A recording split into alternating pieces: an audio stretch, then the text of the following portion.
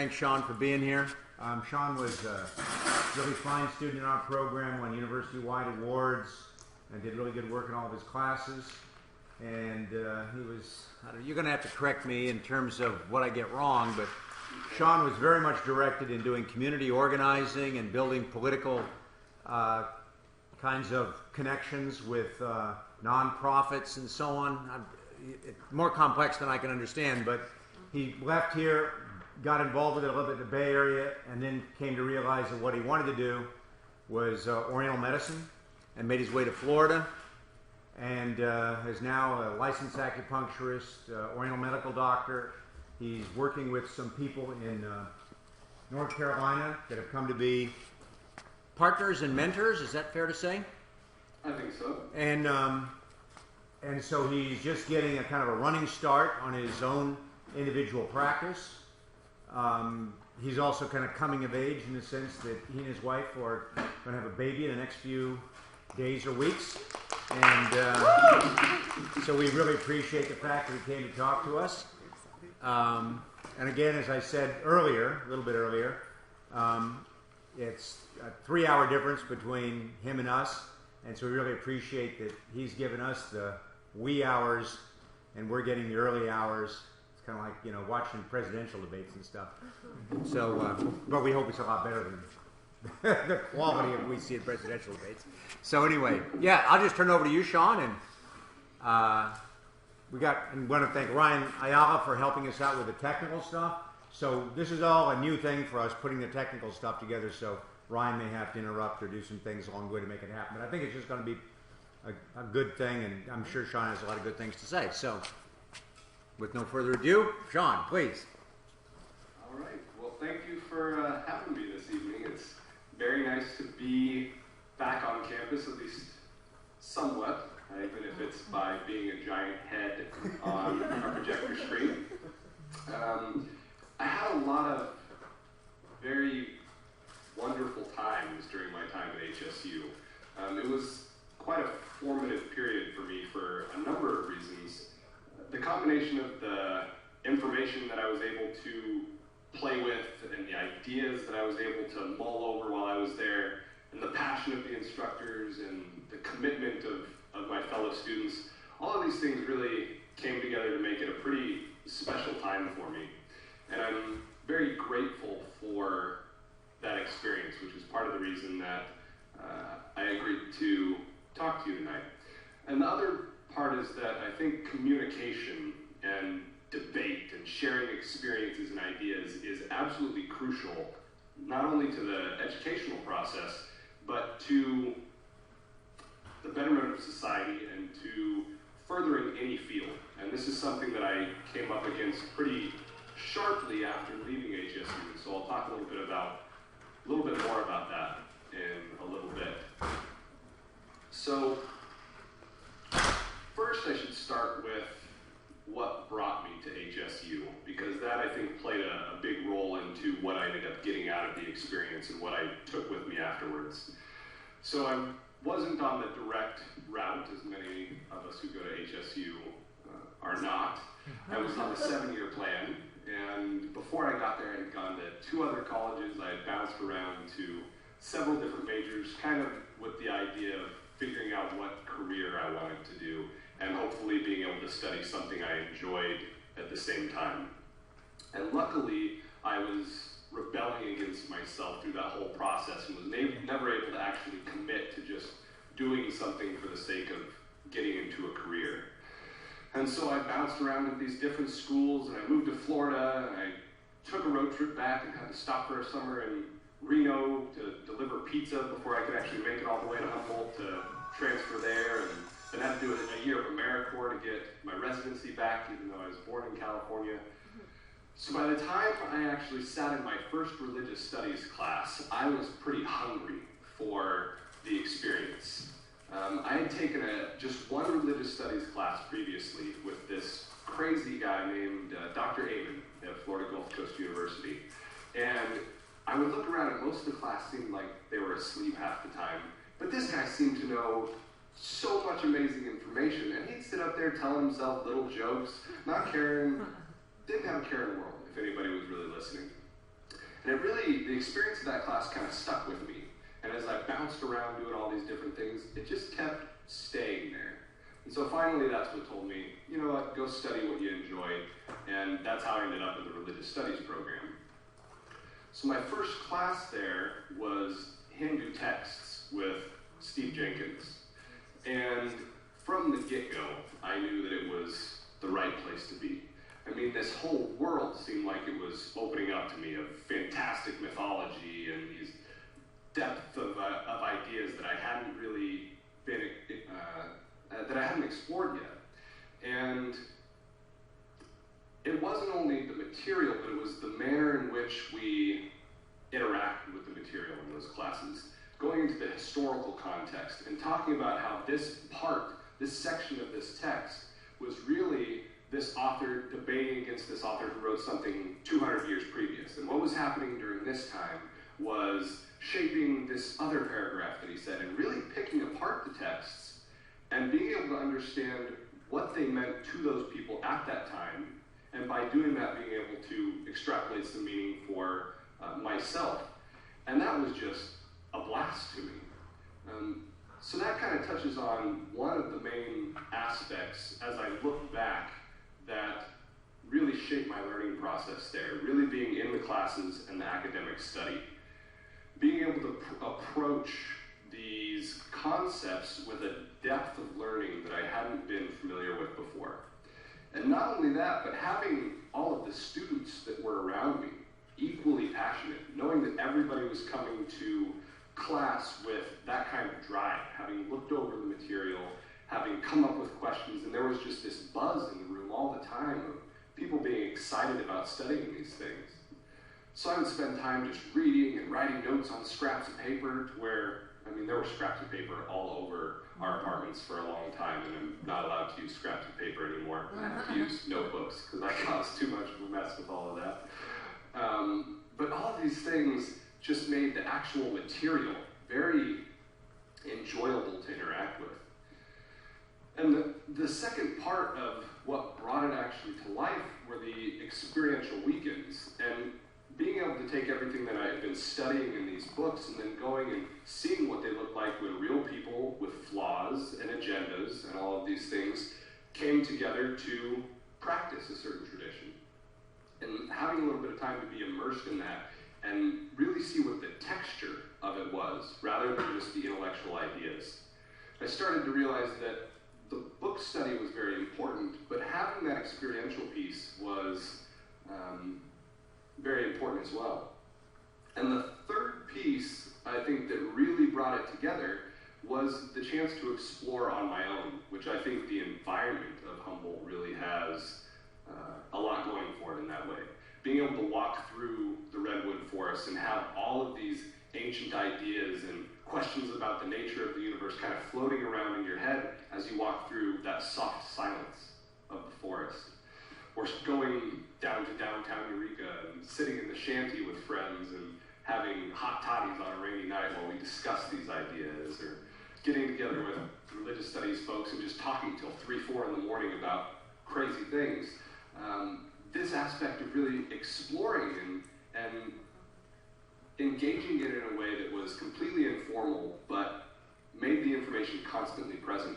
All of these things, as I look back, really formed the way that I approach learning anything these days. I think that if we don't have all three of those, the disciplined study, the experiential learning within context, and then the freedom to just play and explore, it's really difficult to extract meaning and be able to make something our own, to be able to make an art our own, or to truly understand what it is that we're doing when we're engaging the material. And the key behind all of this for me, and why I'm glad I had taken that circuitous route to get to HSU, was having this inquisitiveness of mind. Because if you don't have that curiosity or that nagging piece that's there, there's no reason to go through that whole process. I mean, it engages your entire life, and if you're not looking for that, if your mind isn't grasping for it, then I think it's tough to really engage the material in that way. So that's kind of as I look back figure out what I got out of the program there in a conceptualized manner, that's what I've been able to come up with.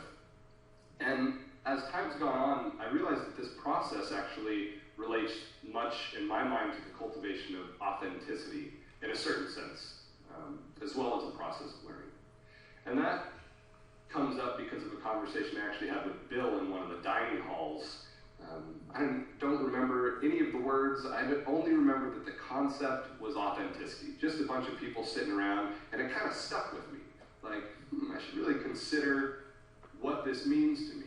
And as time's gone on, I've really started to think of this as operating from a base of experiential understanding, where you've engaged material long enough and you've put it into practice in real life and it's become yours. And then acting from that piece, from that base, from that foundation, you can't be anything but authentic if that's the place you're coming from.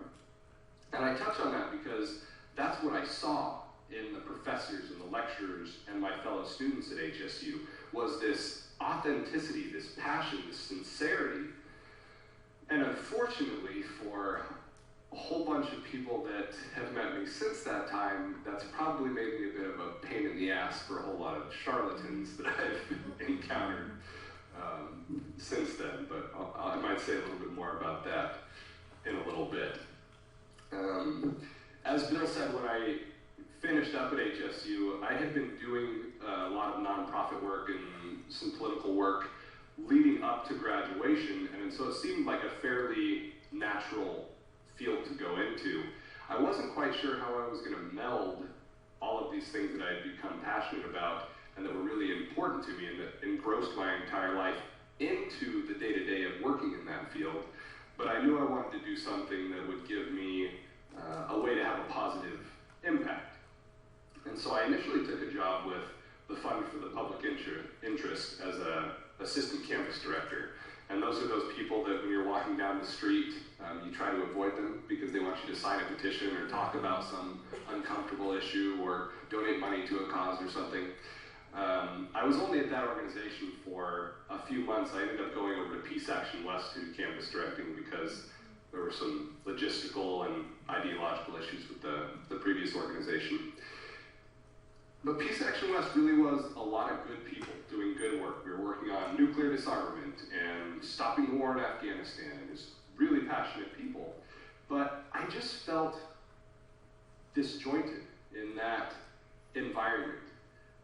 I had this sense of the things that I was so passionate about my whole time at HSU being very separate from what I was doing in my day-to-day work.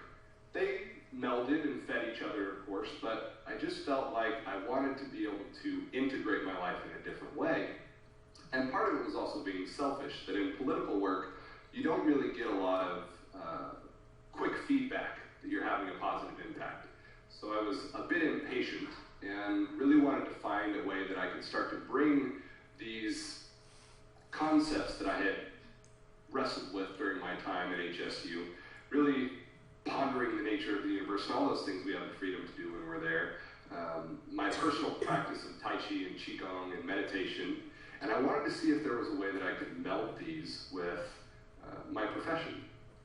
And Chinese medicine was what I ended up turning to as a way to bring all of these pieces together. It really offers a way to integrate those pieces because the ideas that govern Chinese medicine govern every aspect of life in the Chinese way of thought. So if you begin studying the foundations of medicine, you're also going to begin understanding the foundations of gardening and cooking and every other aspect of life because it's a cohesive system. And I could have a much more direct or immediate impact by helping one person at a time. So those are some of the things that took me in that direction. And so I went back with all that same hunger and that same curiosity to a Chinese medicine school in Florida. And 2 weeks after I arrived, a subsidiary of a multi-billion-dollar investment company bought the school. And they had no experience running a Chinese medicine school. No one knew anything about Chinese medicine. And they started to squeeze it for every dollar that they could.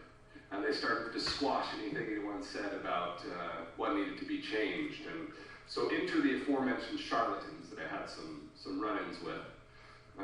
There were, of course, a few good instructors there, and I was lucky enough to have a small class that gave us some camaraderie as we went through that program. But the good thing that came out of it is that if the education there had actually been even mediocre, and it had been an enjoyable environment, I don't know that there would have been the pressure to seek out someone who really knew what they were talking about. It was by the very fact that it was an atrocious environment that I was pushed to find someone who could really teach me how to practice this medicine. So it was in my 4th semester of 10 that someone handed me an article by someone named Andrew Nugent Head. And Andrew had studied in China for 27 years, searching out the old doctors and the old martial artists, documenting what they were doing, translating texts, really poured himself into this. And the minute I read that article, I could tell that this was someone who, like the people I had studied with at HSU, had really taken the time to get to know the material that they were teaching. And so I started watching his videos and basically put all my time into that, kind of ignoring what they were presenting at school, the framework that they were presenting. And I started traveling as often as I could. Every time they'd come, him and his wife's also an accomplished Chinese medicine practitioner. Every time they'd come to the US, many times to New York, I'd fly out there and do seminars with them, learning about how the classics really impact clinical work, going through and having them translate line by line these texts that are 2,000 years old, and really expounding upon both the philosophical and clinical implications of what these people were saying. We'd be getting into the physical medicine aspect and making all of these grand ideas that they teach in school that seem just like these disjointed aspects and philosophies, they would just come together right there in the seminar in a very practical way. And so I would come back to school thinking that there'd be people who'd be super excited, that there were some people that were teaching in a way that made sense, that there was this great information that we could use to help people clinically, and I shouldn't have been so shocked that the actual feedback that I got was fear, and people wanted me to be quiet, not to talk about these things. And that touches on one of the reasons that I think open communication is really important, because the minute we begin to squash debate, or the minute we begin to squash sharing of ideas or different ways of doing things, I think the field in which that is happening is bound to peter out and die, or the society in which that is happening is in bad shape. And so this, even though it was important to me back when I was doing political organizing and things, this kind of solidified for me how important that aspect really is. And so fortunately, I won't talk too much more about that place. Fortunately, I graduated from there in April with my master's degree and left the day I was done with my last class. I mean, we had a moving truck in the parking lot, hooked up the car to the back of it, and we didn't stop driving until we left Florida. We stopped in Savannah, Georgia that night on our way up to Asheville. And by the end of, I think, the next week, I was already working 6 days a week in the clinic with Andrew and Julianne. They had just moved back to the US from China about a year before that. And we were just going full force. And again, going through the classics and observing their treatments, assisting in their treatments, treating my own patients in their clinic, filling herbal formulas, bouncing ideas off of them, having them clarify these overarching theories of Chinese medicine, and just immersing myself entirely into pulling all of this information together that I had been gathering for several years at that point. By the end of that 3rd month, I started to realize that I had spent a whole lot of time really on the discipline study piece and on kind of the experiential weekend type piece, to put it in that way. And I needed more time to explore and to make it my own and to really play with all these skills and ideas that I had been accumulating. And so that's what really pushed me to start my own clinic, was that I wanted to have that freedom. And so that's what I'm doing now. I'm working in my own clinic, I'm seeing patients, and then I'm teaching Tai Chi and Qigong at the Shambhala Meditation Center of Asheville. And for me, as I said, I entered into this field hoping for more integration, and that's exactly what it's brought, is that as I dive deeper and deeper into this medicine, every time I go for a walk, every time I have a conversation, I can feel these ways of thinking kind of permeating into the way that I view these other aspects of my life, and vice versa. And to give you an idea of how that might happen, or what some of these theories are like, I'd like to take you through some of these foundational aspects of the medicine. My hope is to be interesting, of course, but maybe to even entice a few of you into joining me in this field, because we need some more just passionate, curious people who are willing to put in the good work to make a difference. Our starting point for this part of the conversation has to be the most fundamental concept underlying Chinese medicine, and in fact all of Chinese thought. That's yin-yang theory, as symbolized by the Tai Chi symbol, which looks like this if it's drawn very poorly. It's not usually squiggly when it's drawn. I'm sure you've all seen it. Some people call it the yin-yang symbol or the yin-yang symbol, especially in the South, but it's called the Tai Chi symbol. And that is the embodiment of yin-yang theory. It's something that we're all familiar with, but not usually in a very comfortable way or in a detailed way. So let's talk a bit more about that. The first thing to know is that yin and yang are not actually separate things. They're not things at all. They are two ends of a spectrum, or they are two different aspects of a single thing. The characters mean for yang, the sunny side of the mountain, and for yin, the shady side of the mountain. So we can see just from the characters themselves that they are actually two aspects of one thing.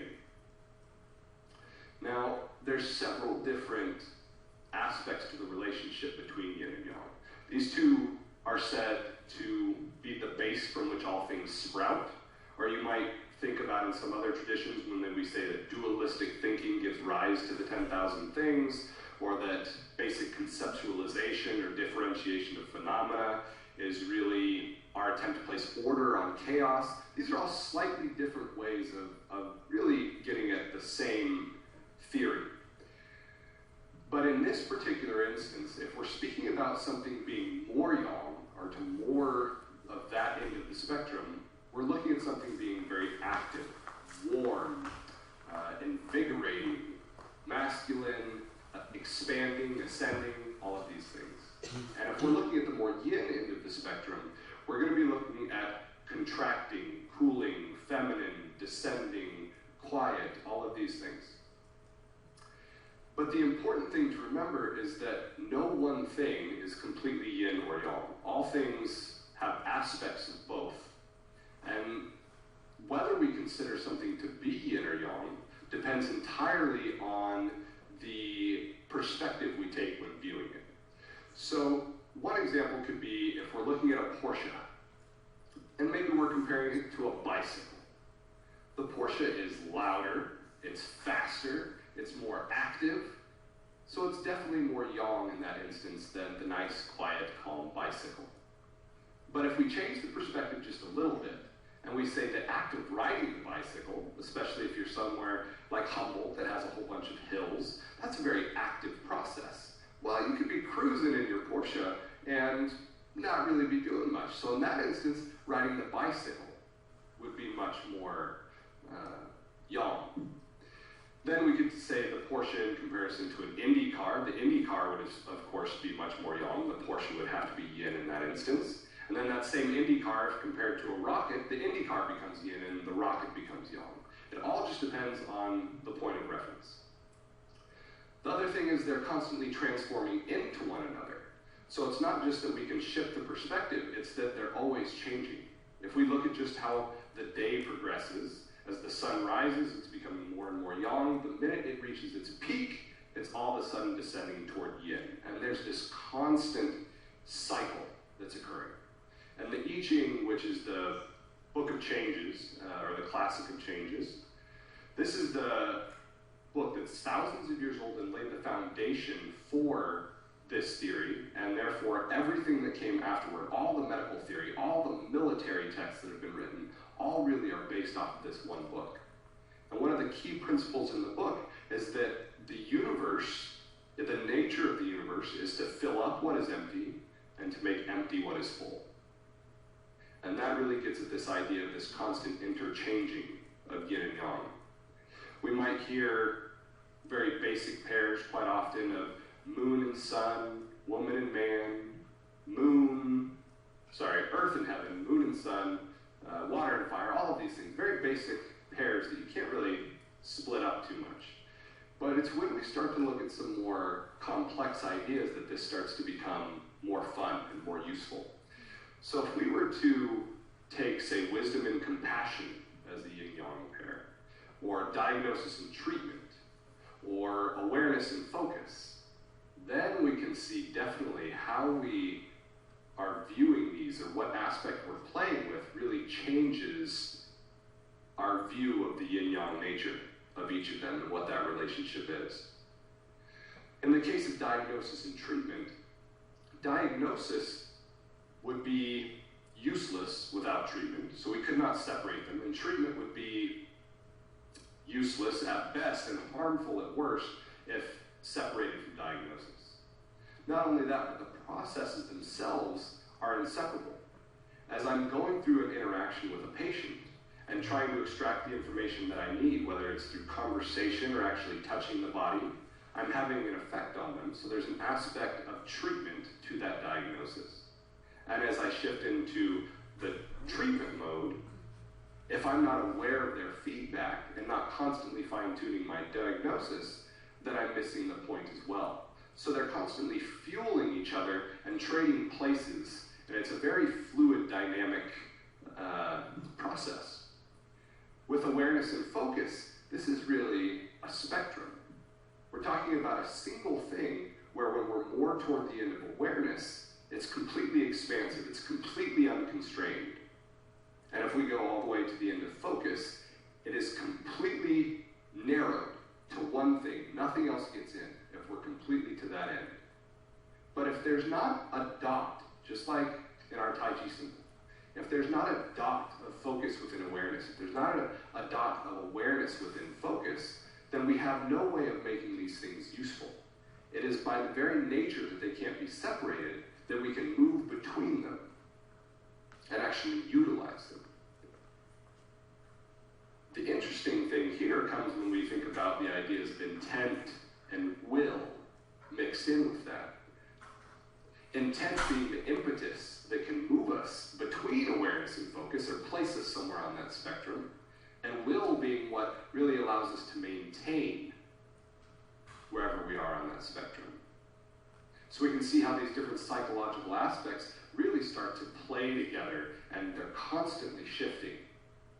And then if we think about that in terms of the medicinal realm or health, how could we possibly be effective at shifting and maintaining that balance between awareness and focus if the body itself isn't healthy? The next pair we can consider could be wisdom and compassion. And this is one, of course, many of you in the religious studies department have probably discussed ad nauseum, perhaps, but we'll go through it a little bit more. Wisdom and compassion are another pair that can't really be separated at all. Wisdom without compassion becomes lofty, useless. Compassion without wisdom, much like treatment without diagnosis, even if meaning well, because compassion has this active aspect to it, if there's no wisdom behind it, it's either not very useful or dangerous. And so they have to go together. Think about a doctor who will pretend he had been shoved down a hole, and the only thing he knew how to do was amputate big toes. He just had all these patients that anytime someone needed a big toe amputated, they threw him down there and he performed that procedure, and it was the only thing he knew about how to help people. And then he's let out into the world and someone comes up to him with a sore throat or a psychological problem. And out of a deep care, what he thinks is compassion, wanting to help them, he decides he'll amputate their big toe. I don't think we could consider that to be very compassionate. Even if he was meaning well, there has to be some aspect of wisdom, knowing how to go about the situation, understanding the nature of the situation, if compassion is to be useful at all. So I hope that this makes a little bit more clear how fluid yin-yang theory is, and yet how simple it can be, and how complex it can get depending on the ideas that we're working with. And I wanted to flesh that out because everything else that we discuss really builds upon that theory. And this is really obvious when we look at the 8 functions of qi, which we'll get into in just a minute. The first thing, though, let me get a drink.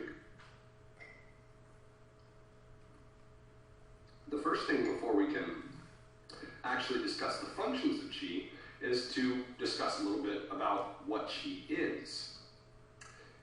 And qi is another one of those very misunderstood concepts. It's not something that we can pin down. It's not something we can see under a microscope. It's not even a thing. It's not a substance that exists. And Andrew really likes to hammer this point in. He spent 45 minutes in one of the seminars reading through a Chinese dictionary. Every term that included the word qi, because Chinese terms are usually made up of 2 characters, and it's the combination, including the order, that gives them meaning.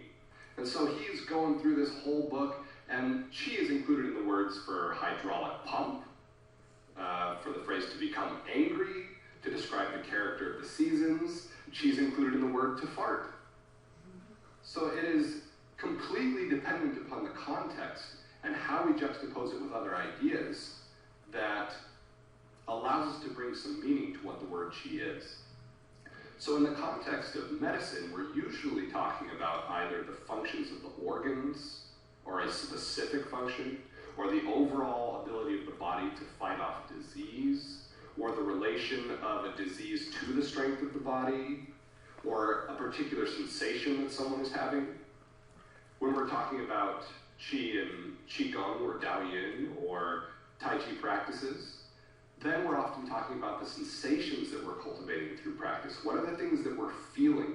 What are the results of our practice? That's often discussed in terms of the word qi.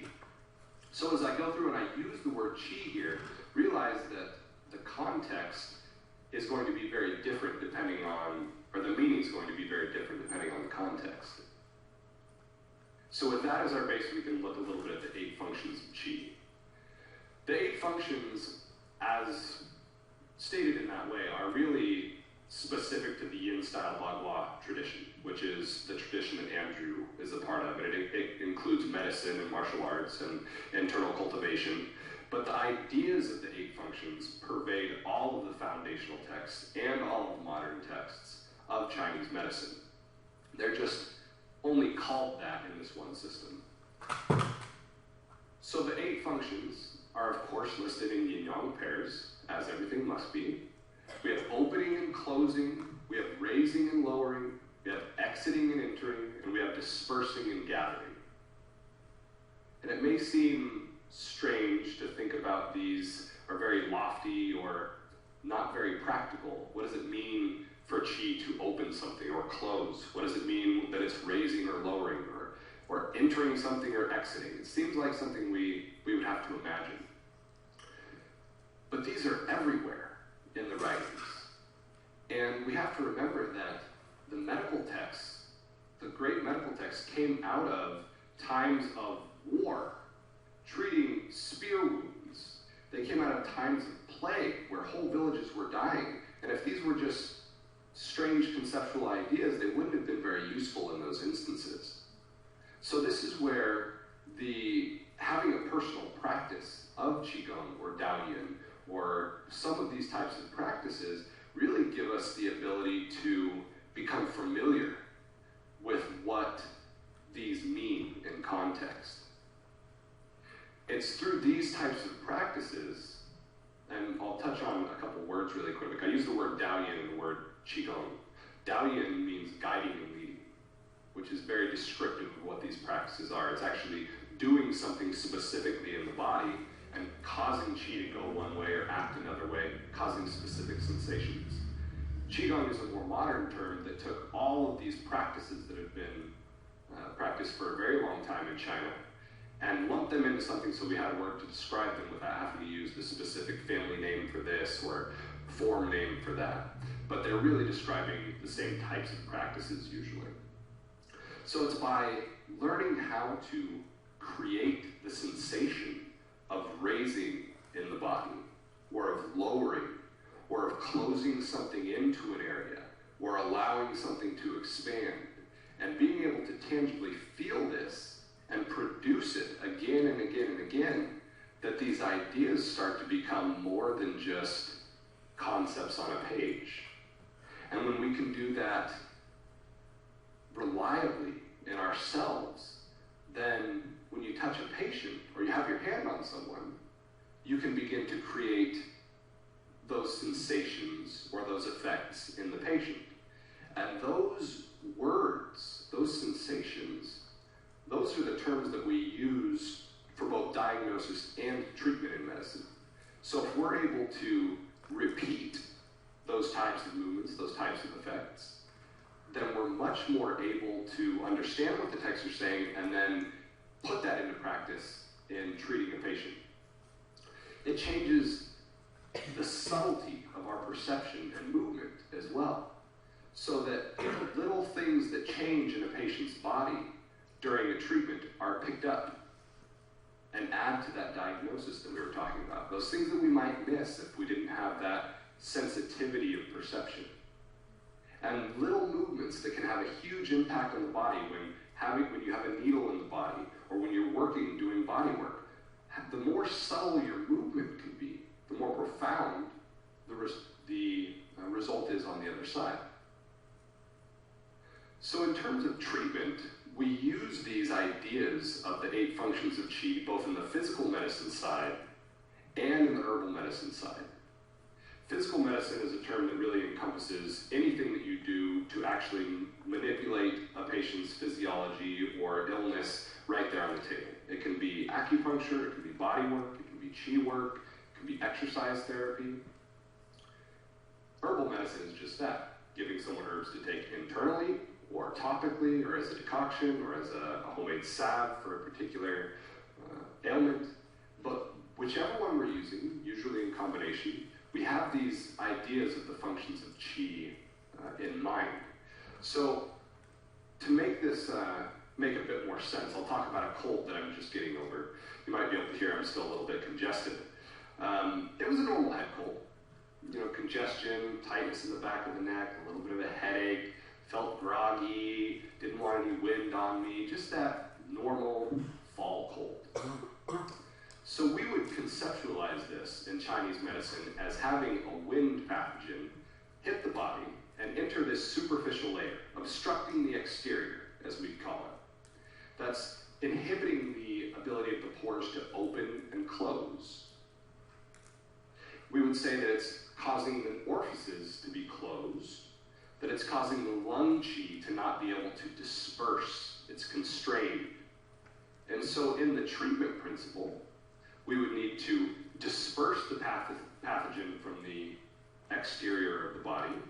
We would need to descend and disperse the lung qi to stop the cough.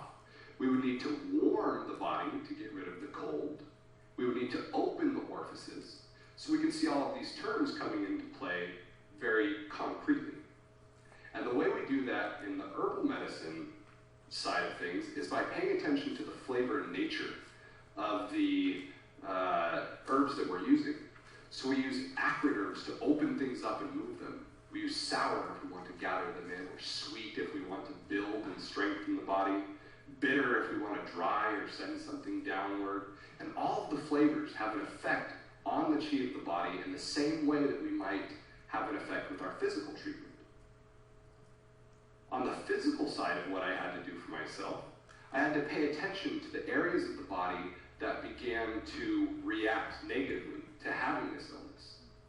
Because the illness comes in and it does one thing, but then it's the body's reaction to it, or the inhibition of normal physiological functions, that gives us all of those symptoms. And this gives us a chance to touch a little bit on meridian theory, because what you'll notice is that as you get a cold, different areas of the body will become tight as the cold progresses. In the beginning, it was the back of my neck here, what we call the wind gates. So I had to work on those areas in order to disperse the wind. But as it sunk a little bit deeper and got into the lungs, I had a cough. I could feel this aspect of my arm right here beginning to tighten up. And that just happens to be what we call the lung channel. So by treating that and working to loosen that back up, I'm able to ensure that that doesn't become more disease, that the illness doesn't progress further, because I'm keeping this area that's directly related to the lungs healthy. I'm not allowing the illness to progress and get a permanent stranglehold on that part of the body. And so it's really interesting when you're doing this and you're the one who's sick, because you kind of have to sit there and be in practitioner mode even as you feel crappy.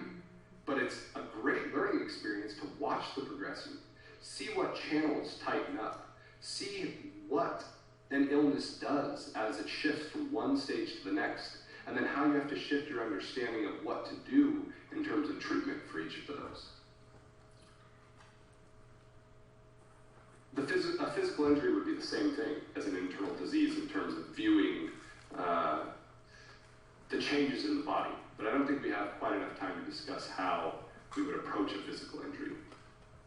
The last thing I really want to touch on before we go into moving into a discussion, into a little bit of question and answer, is one last aspect of the theory of Chinese medicine. It's maybe one of the most romantic, and people really like studying it. It's the 5 phases, or the 5 elements. Phases is sometimes used rather than elements because they aren't separate elements. It's really qi acting in different ways and moving through phases as the seasons change or as things change. And they're more or less just functional groupings of ways that we see this tends to correlate with this tends to correlate with this. And the foundational book of Chinese medicine, the Huangdi Neijing, goes into this in great detail. And it does it in a beautiful way. It lays out first just what the elements are. Starting with metal, metal generates water, water generates wood, wood generates fire, fire generates earth. And then it tells us that there's another cycle, that the elements control one another. So metal controls wood, like an axe chopping down a tree. Wood controls earth, like using plants to control erosion. Earth controls water, as in a dam. Water controls fire, fire controls metal, just like you would in a forge. So it lays out these basic relationships, and then it begins to plug in various groupings of phenomena into those groupings. And so it tells us which organs correspond with which elements, and it tells us which flavors correspond, and what sounds, and what seasons. And it takes us through this whole thing, constantly reinforcing the actual relationships between the elements or the phases, as it's having us plug in these different phenomena. And so even though it may take some memorizing to plug in the phenomena, by the time you get done studying this passage, there's no way you could possibly forget what the actual relationships are between the phases or elements. And that's some of the beauty of how these are put together. And then just like in the Taiji form, right when you're in an area that seems like it's the same as what you just heard, there's a little shift to make sure that you don't go onto autopilot. Right at the end of this section, there's a beautiful way that this text really does that. It lays out the psychological aspects that tie into each of the elements. And then it lays out the emotional aspects.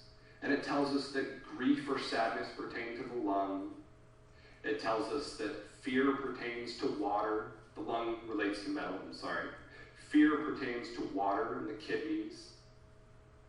And then wood, that's anger in the liver.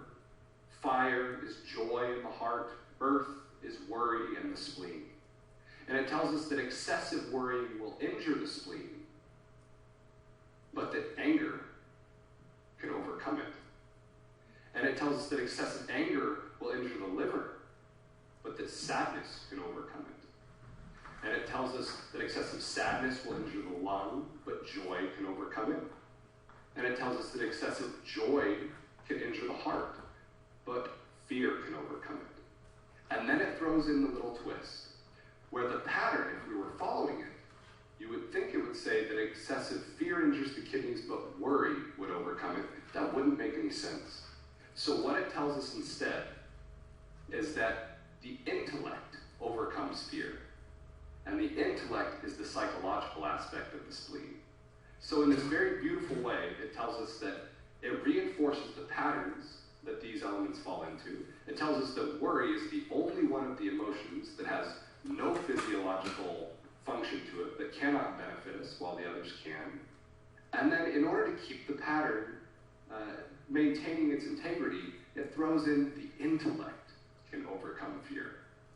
And it's those little pieces when we study these texts that still get me and make me very happy that I'm studying this medicine, because page after page, that's what you run into. And it's really a beautiful thing to feel connected to the people who were writing that 2,500 years ago and have it be very applicable even today. So I think with that, I've probably rambled quite enough. And if there are any questions, we can move on to that. That's great, Sean. How about I moderate debate just by calling on people? You ask Sean and he'll respond. Anything whatsoever? Yeah. How is chi in the lungs related to acupuncture treatment in the arms? Okay. So that takes touching on the meridian theory a little bit. So meridian theory is really looking at how things are grouped functionally in the body. So the meridians or the channels aren't these invisible things that run along the skin or somewhere in the body. A channel or meridian is what we've seen is functionally related to one another. So this muscle, this muscle, this muscle, and this organ, and these blood vessels and these nerves all seem to often have a functional relationship.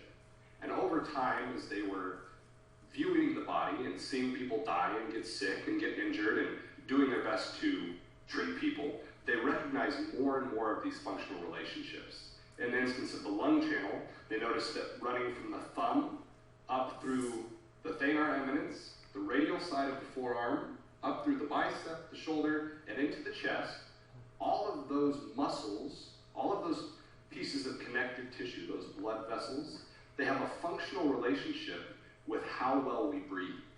If those lines are tightened up, if you just sitting in your chair tighten those areas, you'll notice you can't breathe as well. You'll also notice on the other side, if there's an actual problem in the lungs, that it'll manifest in those areas. There'll be areas of tenderness, or nodules, or tight muscles. And in progressed disease, you'll find that those tissues along that area tend to seem like they're not even nourished. They're like a dry sponge. And so they go back and forth. The health of the channels affects the health of the organs, and the health of the organs is reflected in and can change the health of the channels. But these are really just very concrete, functional groupings that we see in the body, and as we get to know the body more and more, they become very natural. So that's why in having a lung illness, this part of my arm is going to become tender, and by treating it, I can then therefore treat the lung as well.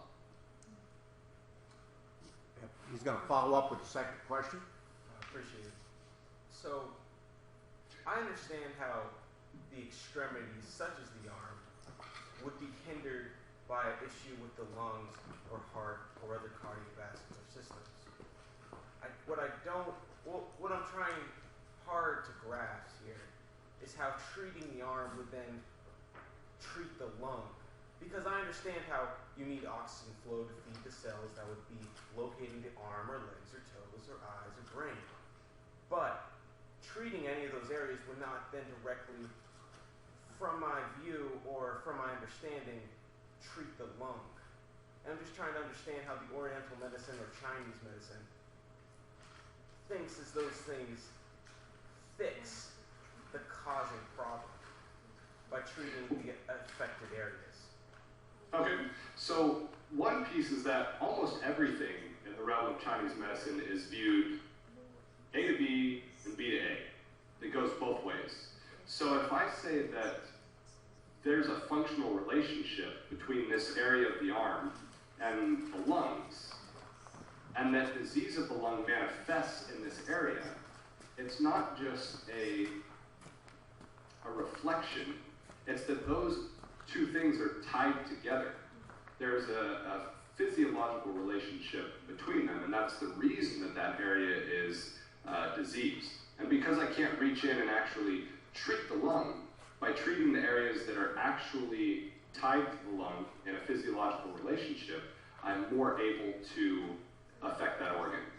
So by a functional relationship, we mean that the circulation that's moving through a certain body part is actually closely tied to the circulation that is moving directly through that lung, or through that organ.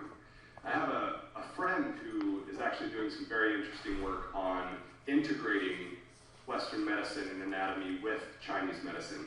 And he's doing a whole lot of dissections along with some other folks to figure out how these pathways work. And they're really working on teasing the connective tissue away from the bone and doing full body dissections in order to see how these relationships work. And what they found, for example, there's a point in the arch of the foot that actually the musculature, when that point is stimulated, it ties into the musculature of the pelvic floor and causes it to lift. There's a point that it's usually paired with, here on the wrist, that ties into the vagus nerve. And so by stimulating this, we're actually able to stimulate the vagus nerve because of the nervous system network that goes to that point. And then that point, by stimulating the vagus nerve, is able to increase blood flow to the organs in the abdomen. So if you think about the combination of those 2 points on the feet and the wrist, being able to lift the pelvic floor, then increase blood circulation to the area, you can see how 2 points that have no relationship whatsoever in common thinking to actual abdominal circulation would be very much able to influence how those organs themselves are functioning. And that's how it is all throughout the body. It just hasn't all been mapped from a Western medicine standpoint yet. He's got to follow up with a third. I don't have to. It's okay. No, it's good. No, keep going. Okay.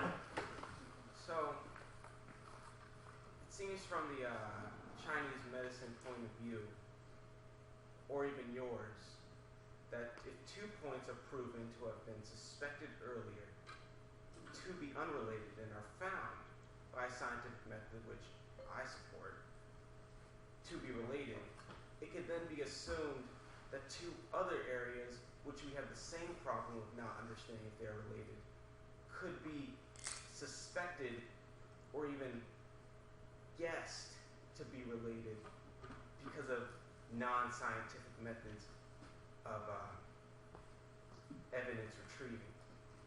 And that brings up the question, is Oriental medicine more of a belief or a practice? Okay, so I guess I didn't quite get the first part of the question. Were you saying that there could theoretically be causal relationships that we haven't yet mapped? Is that what you're pointing out? Well, okay, so when I was asking about Oriental medicine and the reasons for why the lungs could relate to the arm in an A-B-B-A fashion rather than just an A-B fashion, you brought up the point of your friend who had found that the part just below the hand on the wrist and a part at the ball of the foot can relate to the pelvic region. And you were saying because Western medicine hasn't generally suspected those areas to relate to the pelvic region, that is somehow evidence for that these areas that I cannot consider to be related could be related, which they could, but there's no scientific evidence for that founding, or for that claim, I should say, Right. So, with this claim that's unsupported by evidence, I'm asking if Oriental medicine is more of a belief or a practice, which is fine for it to be a belief. I understand that. This is a religious studies seminar. But I'm just trying to ask that question to an expert in the subject. Okay, now I understand what you're saying. Yes, that's actually a very good question. So, first, the answer to the second part is that, no, it's certainly a practice. Everything in this is highly practical. And if I was to treat a point on someone's arm simply because it said in a textbook that it treated the lung, and then just expected it to work, and it didn't, and I kept doing it because I believed it, I would be doing a great disservice to my patients. The second part is your mention of the scientific method. And while Chinese medicine has not been explained by the way we in the West use the scientific method, it is precisely the scientific method that produced this medicine. It has been experiments and trial and error and seeing what works over and over and over again. It wasn't that there was a theory that led to treatment. It was that people were dying and they were trying to figure out how to stop them from dying. And over a whole bunch of time, they started realizing ways to help people heal from different things and started to recognize these functional relationships. So the reason the lines are drawn there, the reason the lung channel is set to go along that trajectory, is that people have seen over and over and over again that disease of the lung will reflect there, and through treatment of that area, that disease improves. So it has been the scientific method, just not through dissection and analyzing the which nerve pathways and which muscle pathways specifically are the reason for it. But if there are several points that are listed in books that supposedly do things that I never use them for that because I haven't figured out how to do that at that point, and I can do it much easier elsewhere. The follow-up to that is that the points don't actually do anything. It's that points that are set to treat something are easy access points, or places that it's easiest to accomplish something in the body. Really, it's the skill of the practitioner in manipulating the body of the patient and causing an actual physiological change that can be seen and felt on the table that is what accomplishes the treatment. The points themselves don't do anything.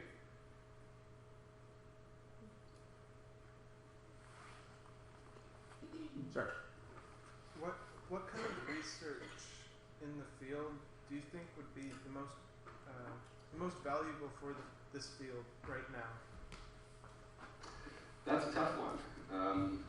There's a lot of research going on right now, and it's not what I think is the most beneficial. In China, there are actually requirements in many of the schools that you have to work on rabbits or lab animals as part of your doctoral thesis if you want to be able to teach in one of the universities. This is something that Andrew and Julianne ran into, and they were going, what does this have to do with practicing the medicine? And I read one study where they were literally cutting open rats and hooking the uterus up to an electrode and then stimulating points while it was still alive to see what the effect was. And then it's just utterly pointless. It makes no sense. So I think there are many problems with research in this field because we always want to isolate and have control groups, understandably, and have one specific method be what treats another thing. But that's simply not how Chinese medicine works. In order to actually demonstrate the effectiveness of Chinese medicine, you would have to have a whole population of people with a certain disease, and then you'd have to have a well-trained doctor who was allowed to use any and all techniques at his disposal in order to get them better. And that just doesn't fit to our current understanding of the scientific method, because the herbal formulas would be completely different, the acupuncture point selection and the manipulation of those points would be completely different. So this is a subject that's come up a number of times, and I don't think studies as we currently are doing them are going to do much for this field. I think that having good practitioners who understand how how to really treat disease and getting people better is probably the best that we've got. And then as we start to expand our idea of how to demonstrate these results, maybe we'll have some better ideas of how to do that kind of research. But I honestly haven't seen a single piece of research that was really encouraging in showing the scope of the medicine. Thank you. In the back, please. When it comes to Eastern and Western medicine participation, do you find, or I guess what I'm asking is Eastern medicine covered by insurance? Is this something that the average person can participate in, or is this something that is more specific and people typically seek it out and prevents it from being accessible to more people because it's not covered by insurance, or is it covered by insurance? So that completely depends entirely on the state. California, actually, most of the insurance plans do cover acupuncture, at least to a certain degree, but many states don't cover it at all. Some, it depends completely on the plan, but it is certainly something that those of us in the field are working with and always concerned with, is making it available to people who wouldn't be able to pay out of pocket in areas like this where not many of the insurance companies are paying. And so there's different ways that people go about trying to make it more accessible. There are community clinics where several people are being treated at once, and it's on a pay-as-you-can basis. What I do is I charge a certain rate, and then I treat a whole bunch of people for free reduced rates outside of that.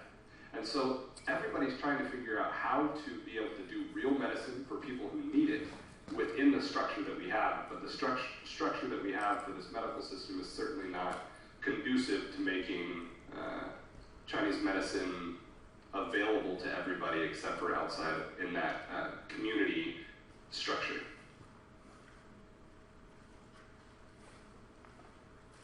Jenny? Okay. I was just wondering if, I guess, but how you incorporate diet with your practice and your patients. Like, do you ever, prescribe certain diets for them, or how does that affect, your energy? Diet is one of the most important things that we work with.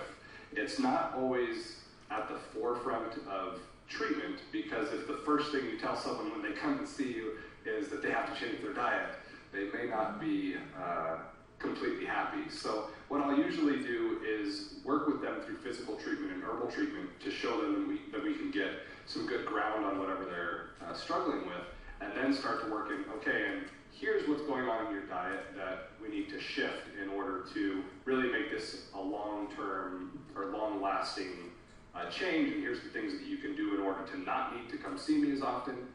But dietary therapy in Chinese medicine is very different from the idea of nutrition, so to speak. We operate around the same principles that we use for herbal medicine for the most part, and really looking at the flavor and the nature of the plant and how that directly affects how the body's functioning when it goes in. Going back to that idea of bitterness having this kind of drying nature, this descending nature, this cooling nature to it. I was just talking with someone recently who had his first flare-up of gout, and he had no clue what to do. And so we talked about how eating dandelions would help cool down his system. He was very hot, and reduce the swelling, and kind of reshape the internal environment of the body in order to get rid of what was bothering him long term. And then topically, he used the roots of the dandelion to help locally. Within a week, he was 95% better just by drinking dandelion tea constantly, eating dandelion, having arugula in his salads, just by incorporating this bitter flavor. It wasn't the dandelions, it was that he was incorporating the bitter flavor to help get heat out of the body and reduce the swelling. And within a week, it turned around. So it's a bit of a different approach. It's all about the flavor and nature of the food, but it's very important to educate patients on that for sure.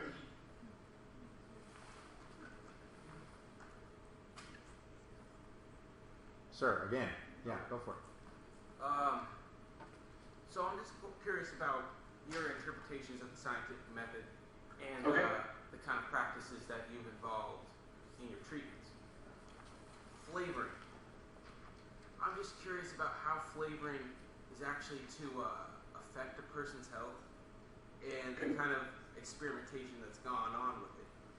Because in the scientific method, there are a few key words which should be expounded on, which is controlled experiment.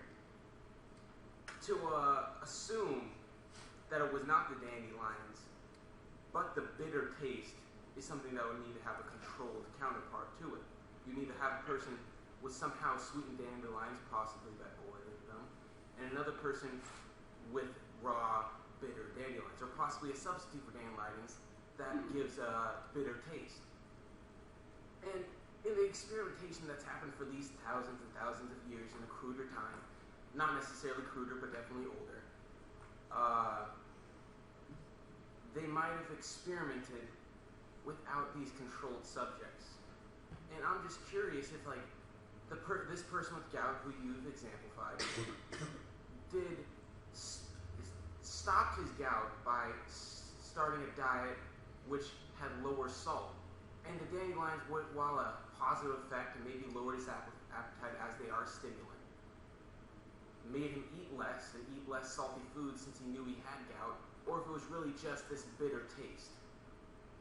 So, what's your opinion on that? Is it more of a placebo effect, which is Chinese medicine is doing, or is the experimentation that's happened really solid in its lackluster form? Okay, so the first thing when we think about flavor in nature and how that affects the body, if you take a whiff of mint, a really strong mint tea or something that's just been brewed, nobody does this.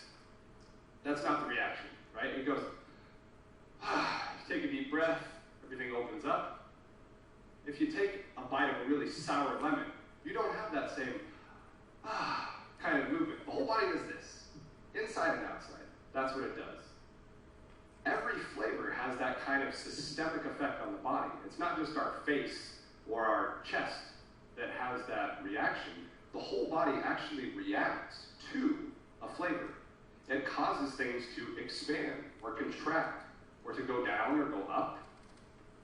And to get to the matter of whether it's the dandelions or the bitter flavor or other changes, if there's other changes, you always have to combine and say that it's everything that's causing the shift in the person. In terms of whether it's the substance, any bitter substance, or the dandelion, there are tons of bitter substances. And the reason for all of the wonderful texts that we have is to tell us which ones are better for what. So we know that the bitter flavor generally has a certain effect on the body, but then through experimenting with all of these different plants and substances throughout history, we see that, this bitter substance works much better for urinary issues, and this bitter substance works a heck of a lot better for swelling, and this bitter substance works wonderful for diseases of the eyes. And so there's a general idea for what the effect that the plant is going to have based off of its flavor and also its nature. But it's been time and experimentation that has told us which ones are going to be better for particular ailments. And as to the placebo effect, again, if we go back to when this was all developed, in battlefields and severe illness and people being utterly wiped out, and you can see this when you're reading the texts, it just wouldn't have been enough if they were using the placebo effect to cure people. It wouldn't have done it. You can't cure the plague with a placebo, you know? And so if we really study what those old doctors had put down and understand what they meant and how to use it now, then we're in a pretty good way to be able to know which flavors to use and then which specific substances with those flavors will be the best for a particular ailment. Sean, you mind if I make a comment here about this and see what you think about it? I've been thinking about this question for a good 25 or 30 years. Okay. My ex-wife, as I've told you, is an acupuncturist, herbologist. She's also somebody who has had credentials in Western medicine, and so we used to do an awful lot of discussion about What is it that can be ascertained as true from an Oriental medical perspective and a Western medical perspective? And one of the things that struck me over the years is of considering this question is that it's rather like trying to, and this is where kind of religious studies meets medicine, is that it's as if you have a set of concepts that you derive from, say, Christianity. And then you're going to judge the worth of Buddhism by insisting that Buddhism be made sense of in terms of the concepts of Christianity. Or you could invert it and say, we're going to try and insist that Christianity makes sense only if it's understood in terms of the concepts of Buddhism. Similarly, what happens, there's a great deal of arrogance, in my sense, in Western medicine and Western scientific thought, that every system on earth, in order to have value, must subject itself to the verification standards of Western science, Western medicine. When in fact, if you try to do that, you denude what's happening in Oriental medicine through its own internal system of coherence and empiricism and so on. So it's, I mean, if we just think about the question of empiricism really has to do with experience. It has to do with doing experiments. It has to do with looking at actual cases and seeing what works, what doesn't work. Both Western medicine and Oriental medicine are empirical, but they use different theoretical systems to achieve their ends and their goals. And it seems to me that you addressed this point very early on, that there's a subjective element in Oriental medicine that cannot be taken out of the system, namely the experience of the particular medical doctor, the Oriental medical doctor, whether they practiced enough Qigong, for example, in order to perceive very subtle matters in pulse, in the way that an acupuncture needle, for example, will feel, in the taking of temperatures and observing colors in eyes and skin and so on, and that these things are cultivated very, very assiduously within Oriental medical practice, and they're not easily reduced to the control variable sort of experimentation that we'd find in the West. Am I on a track that makes any sense to you there? I think that was precisely a wonderful way of putting it, yes. Yeah, so I mean, I'm trying to address the questions that are being asked. But one of the things that my ex was deeply concerned with is that if you don't have training in Oriental medicine, as well as having training in Western medicine, you can't really see what the differences are. Right. Because you have to be deeply enough trained in both to see how they complement each other. One of the things she used to say was that if you have an automobile accident and you've broken a leg and severed an arm, you don't go to an acupuncture clinic. You go to a Western emergency room because that's where that's been perfected. On the other hand, if you have a long-term chronic illness, frequently Oriental medicine is much more effective in treating those sorts of things than by going to your surgeon, who will just want to, I don't know, cut out a spinal disc or something, or to apply a very particular, and you and I were talking about this the other day, in order to, I don't know how Oriental medicine treats the problem of high cholesterol, but in the West what we do is we treat it with statin drugs. Well, that's a very, very particular and very narrow form of pharmacological treatment, which from many points of view, both Oriental medicine but also within various forms of homeopathy and so on in the West, is seen to be a very ineffective and a very dangerous kind of a treatment. But among... And unnecessary, they're realizing now. Pardon me? Go ahead. I said, and unnecessary, they're realizing now. Right. Yeah, I mean, so these get to be very, very complicated questions when you start to mingle together different scientific, I would say, but different conceptual systems for how you deal scientifically with what we study in terms of health.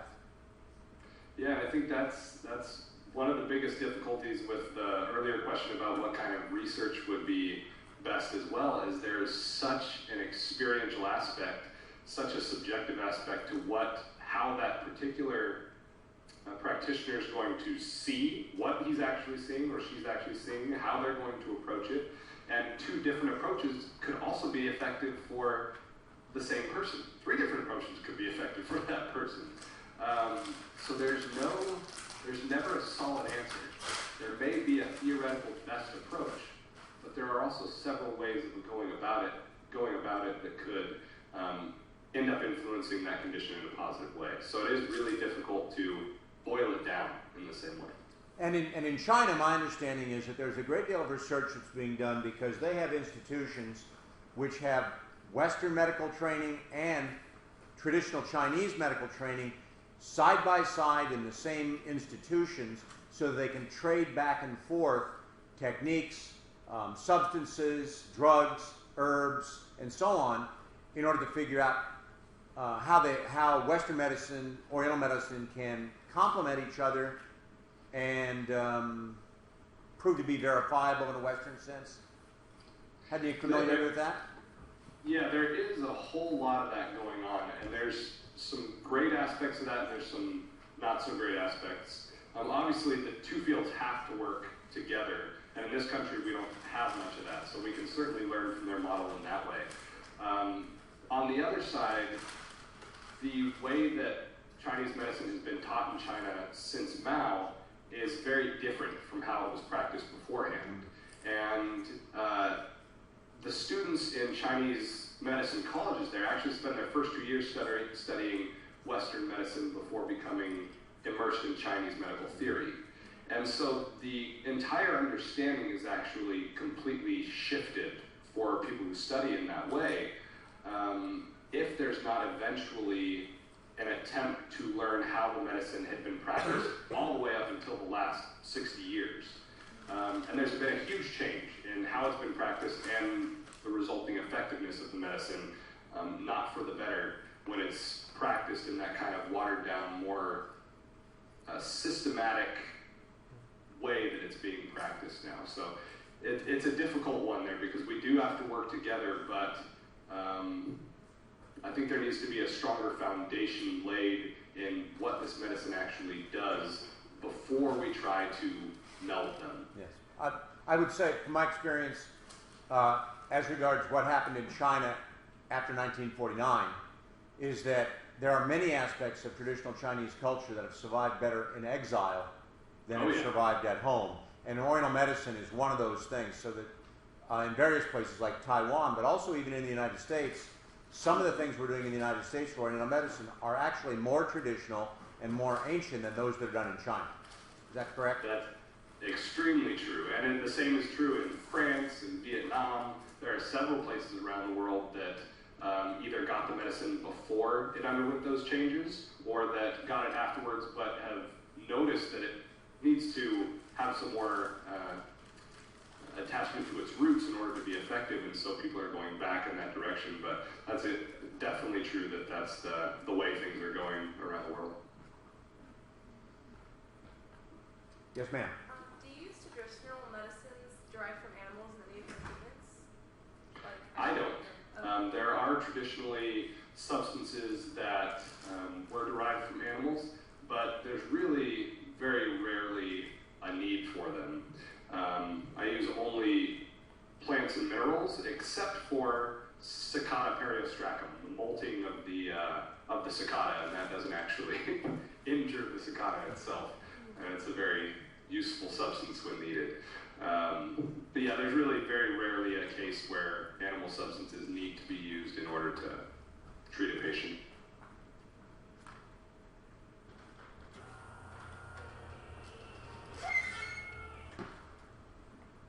I'm waiting for a hand. You probably can't see hands. That was just a big auditorium to you. But questions? Yes, ma'am. I'm not actually in the class, but I have a question. How does Oriental medicine treat mental illness? So I touched on earlier the passage in the Neijing that talks about the psychological aspects and the emotional aspects, and how those relate to the organs themselves. So there's no actual separation in the way of thinking of Chinese medicine between the mind, the body, the spirit, which is a very different idea of spirit from what we may think in the Western traditions, and it's all related to the overall function of the body and the organ systems. So different types of mental illness would be related to different types of disorders of internal organs, or the movement or quality of qi and blood in the body, imbalances of yin and yang, and it would be taken into consideration everything that the patient is experiencing, from how their digestion is functioning to how their sleep is. All of these things would give us an idea of the overall picture of the patient, and that's what we treat, with the view on fixing the emotional or mental illness, but taking into account how the entire body is functioning. So we could say that it was a heart issue, or a liver issue, or a kidney issue, and depending on what the root of the problem was, the treatment would be very different. But there's a whole lot of discussion of mental illness in the Chinese texts, certainly.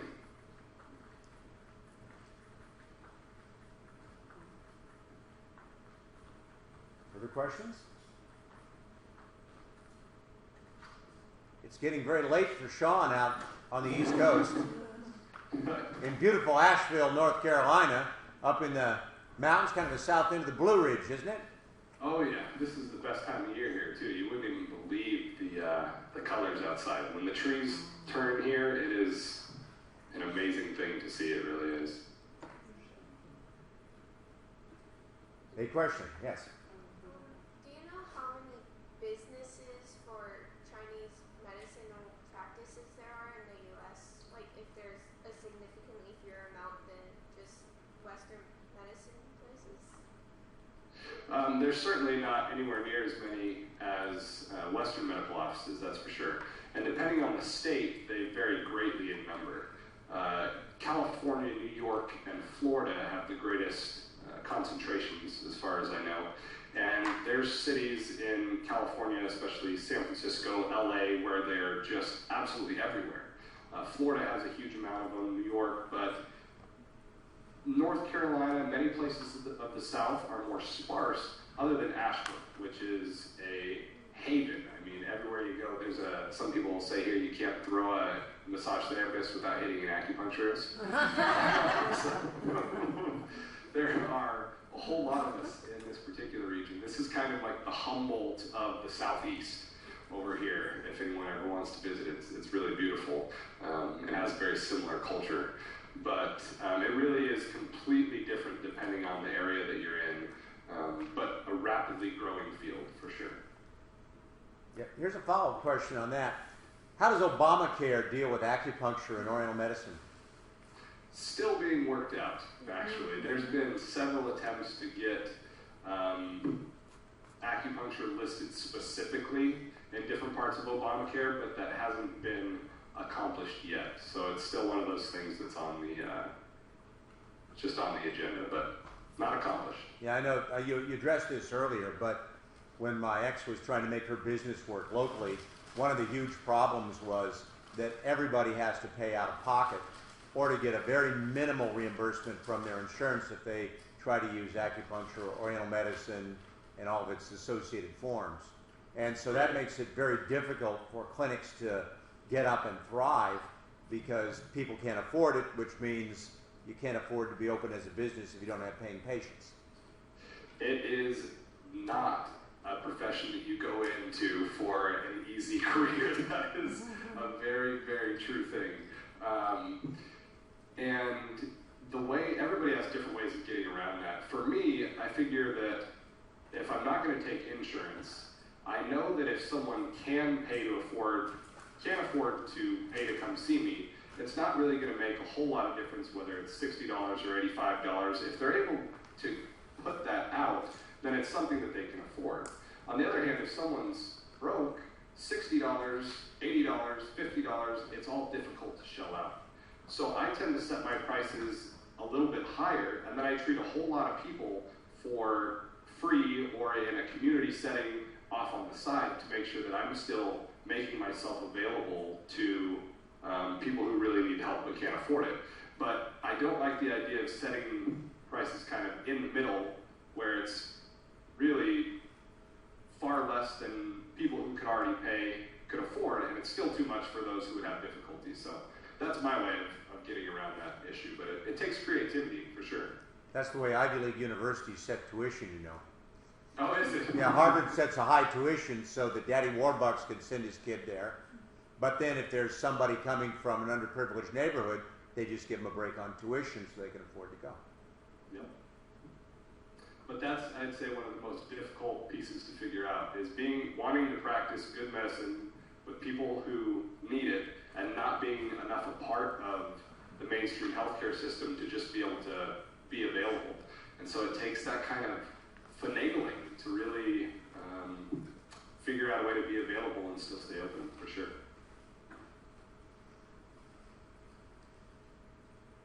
Final questions? Should we let Sean go? And I see a hand. Go ahead. When people come into your business, what kind of things are they asking for you to cure them most? Well, in this area, because it's so prevalent, it's easy to get a wider range of illnesses. If it's somewhere that it's not as prevalent, people might just have heard that it works for pain or something, and that would be most of your clientele.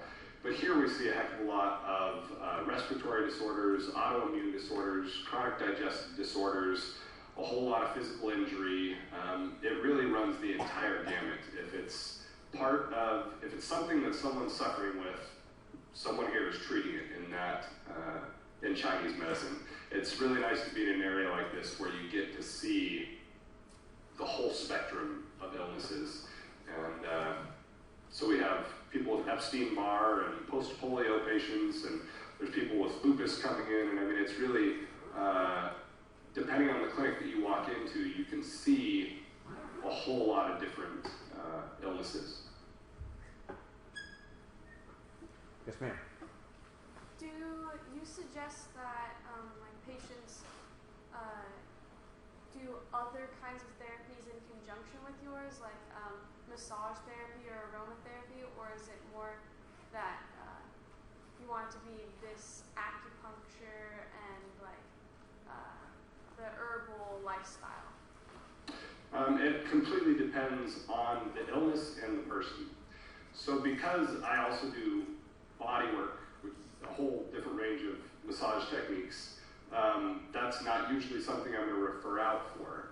But if someone needs a complementary therapy to go along with what I'm doing, or they need care from someone at the same time, I will certainly direct them to someone that can help them in a way that I can't. I think it completely depends on if I can handle everything that they have going on, or if I recognize that there are some things that are outside of my scope. And there's a bit of that depends upon my view of the patient as well, because there's some patients that really like to have 14 different things up in the air, and they're taking this essential oil, and they're going to this person for this, and they're using this crystal thing, and there's people that will do 14 different things all at once just because it's what they do for fun. And that can be detrimental because then you never know what is having what effect. So there's some sense of it that the decision is made on what my scope of practice is able to treat and what they need. And there's another aspect that is dependent upon whether I think that the person is able to responsibly partake in various aspects of the healthcare community at once. So that's a bit of a judgment call there. Sir. Oh, man. I thought it was the hand of the guy next to you. Sorry. Do you ever come across problems you aren't really able to treat, like you're not sure how to treat it, or how the patient is describing their symptoms, you can't match it up with anything? What do you do then? Refer out. It's just as important to know when you don't know what you're doing, or to know when you can't treat that, as it is to know when you can. So having a good network of people to refer out to that are either also in Chinese medicine and are just more experienced, or are in Western medicine, an internist or an enterologist. It's really important to have people to refer out to when you can't handle it.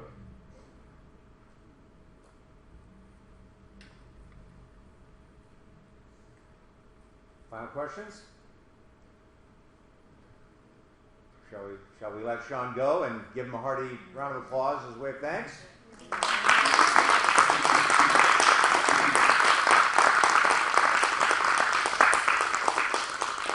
So thanks very much, Sean. Very interesting. And maybe we'll get some people out of this crowd contacting you for good advice about where to go to school and how to pursue. Actually, there's one of our students who's really thinking very seriously about going into some alternative form of medical practice, Chinese medicine being one of them, but he had a conflict and couldn't be here tonight. So we hope that our recording that we're making is going to be good so we can get it out to people and they can hear what you have to say. Well, I'd be happy to talk to anybody who wanted to shoot me an email or give me a call, so you can pass along my info to them if they ask. Great. Well, thanks very much. Thank you all for coming.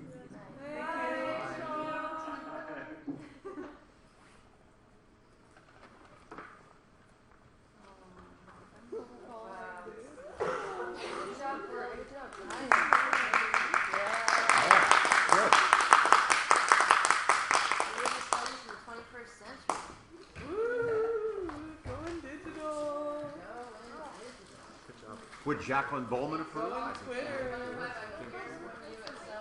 Yeah. Rachel, you know that Sarah tweets